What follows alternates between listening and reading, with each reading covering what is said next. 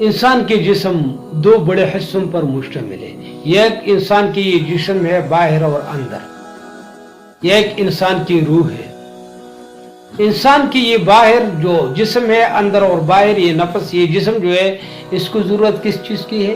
खुराक की जरूरत है, कपड़ों की जरूरत है, पैसों की जरूरत है, महल्लात की जरूरत है.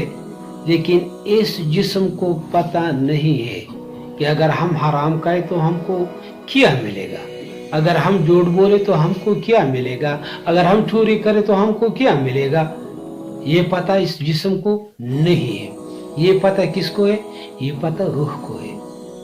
रूह को ये पता है कि अगर बंदा हराम खाए तो बदले में क्या सजा मिलेगी, अगर बंदा जिना करे तो बदले में क्या सजा मिलेगी, अगर बंदा झूठ बोले तो बदल में क्या सजा मिलेगी, अगर बंदा कत्ल करे तो बदल में क्या सजा मिलेगी. ये पता किसको है? रूह को है. और बादशाहत किसके? रूह की है. आपकी जिस्म पर बादशाहत रूह की है, ये जिस्म की नहीं है. तो जब बादशाह को पता है कि आपके जिस्म के साथ ये होगा तो वो बेकरार होगा. बेकरारी हमको पता है, दिल के धड़कन तेज होते हैं, सर पर बोझ होते हैं, हमको सुकून नहीं मिलते, हमको नींद नहीं आते. क्या हो जाए? हमारी रूह सुकून में नहीं है.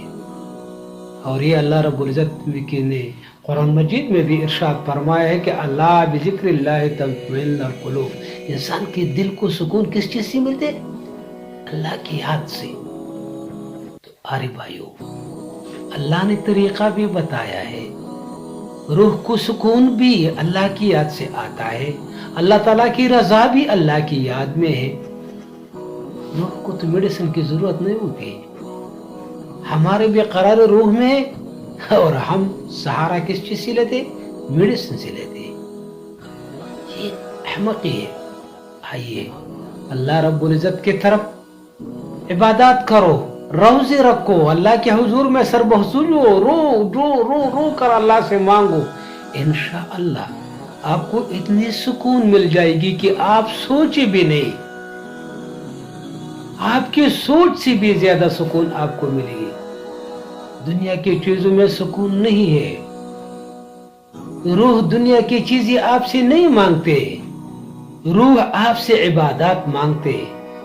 रूह आपसे अल्लाह रब्बुल इज्जत की रजा मांगते. रूह आपसे मोहब्बत इल्लल्लाह मांगते.